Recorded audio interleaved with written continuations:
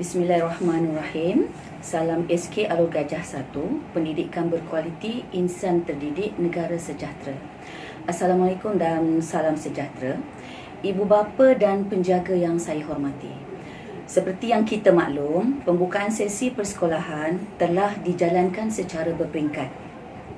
Prasekolah telah dijalankan atau dibuka pada 1 Julai pada hari Rabu. Tahun 5 dan tahun 6 akan dibuka pada 15 Julai, itu pada hari Rabu. Tahun 1, 2, 3 dan 4 akan dibuka pada 22 Julai hari Rabu. Jadi untuk penataran pembukaan sekolah telah diberi kepada penjaga prasekolah dan juga pendidikan khas.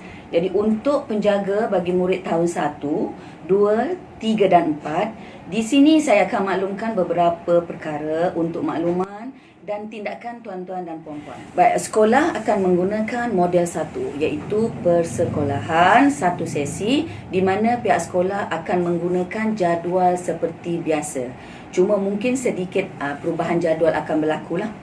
Jadi untuk masa datang murid-murid akan diminta atau hadir atau tuan-puan boleh menghantar anak-anak bermula daripada pukul 7 pagi hingga pukul 8 pagi. Secara berperingkat untuk mengelakkan kesesakan di bahagian hadapan pintu pagar nanti. Jadi sekiranya anak tuan-tuan sedikit lewat, mungkin 8 lebih dan sebagainya, kami masih sedia menunggu di hadapan paling lewat 8 suku lah. Guru-guru saya terpaksa masuk ke dalam kelas lepas ini. Jadi untuk waktu balik, anak-anak tahap 1 akan balik pada pukul 1.05 dan tahap 2 akan balik pada pukul 1.35. Masa murid ni balik adalah seperti biasa. Jadi kita harap tuan-tuan dapat bersama anak-anak ni pada waktu balik lah. Sedikit gambaran yang saya beri kepada tuan-tuan. Waktu balik anak-anak ini akan balik saja, guru-guru akan mengikut atau membawa pelajar-pelajar ini secara berbaris untuk terus ke pintu hadapan di sana. Jadi insya-Allah dari segi penjarakan sosial anak-anak akan dijaga dan dipantau oleh guru kita lah. Jadi waktu rehat pula, waktu rehat juga adalah seperti biasa, cuma akan dijalankan sedikit secara berperingkat. Sebab kita nak elakkan kesesakan waktu anak kita berehat, kita akan lepaskan murid-murid untuk mengambil makanan secara berperingkat. Dan pelajar-pelajar ini akan makan hanya di bilik darjah mereka sahaja. Mereka akan makan di bilik darjah sahaja. Maknanya kalau waktu pagi pun mereka datang, kita tak benarkan mereka makan di kantin. Mereka hanya akan makan di bilik darjah. Kalau datang bawa bekal, boleh je makan tapi bilik darjah. Maknanya dikawal atau dipantau oleh guru lah. Untuk makluman tuan-tuan juga, waktu co-curriculum yang biasa kita jalankan pada hari Selasa ditangguhkan buat masa ini. Tidak ada lagi waktu koku, tidak ada lagi satu murid satu sukan. Begitu juga dengan mata pelajaran pendidikan jasmani akan digantikan dengan pendidikan kesihatan. Okey tuan-tuan. Jadi saya beri gambaran juga tentang waktu masuk anak-anak ni nanti. Pelajar-pelajar tahun 1 sehingga tahun 6, mereka akan masuk di pintu hadapan sahaja. Prasekolah dan pendidikan khas, mereka akan masuk di pintu belakang di sini dan akan dijaga atau dipantau oleh PPM lah. Ada seorang dua guru yang akan pantau, tetapi yang lebihnya mereka akan murid-murid lain akan berada atau masuk melalui pintu hadapan. Jadi harap-harap ibu bapa dapat memastikan anak-anak berada dalam keadaan selamat sewaktu masuk ke kawasan sekolah supaya tidak berlaku sentuhan-sentuhan ni. Jarak-jarak tu kena jagalah. Kita tak nak anak-anak kita bersalaman atau berpelukan dengan kawan-kawan untuk mengelakkan untuk memastikan penjarakan SOP itu. Di samping itu insya-Allah ada guru-guru yang akan menunggu di pintu hadapan nantilah insya-Allah.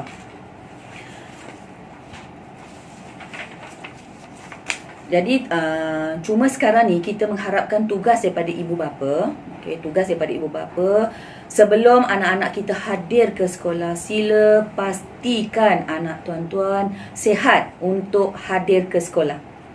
Maknanya puan kena tengok dulu kalau dia demam atau ada gejala-gejala demam, batuk dan sesama, sebaiknya jangan dihantar ke sekolah. Mungkin lebih baik bawa ke klinik. Atau kalau ada hanya selsema ataupun batuk ringan, mereka boleh hadir ke sekolah dengan syarat tuan-tuan atau puan-puan sila pastikan anak-anak ni memakai pelitup muka, pakai face mask Itu tanggungjawab daripada tuan-tuan sendirilah. Dan sekiranya pelajar-pelajar yang telah berada di sekolah dan sewaktu sampai nanti telah diperiksa suhu badan mereka didapati di peringkat awal di hadapan sana, diperiksa ke suhu mereka melebihi, dia tak boleh lebih daripada 37.5.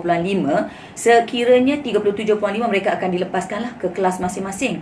Tetapi sekiranya 37.5 ke atas, maksudnya 37.6, murid-murid ini akan diletakkan di pengawasan atau akan diuji lagi untuk 3 kali di sudut atau ruang kuarantin yang akan kita sediakan.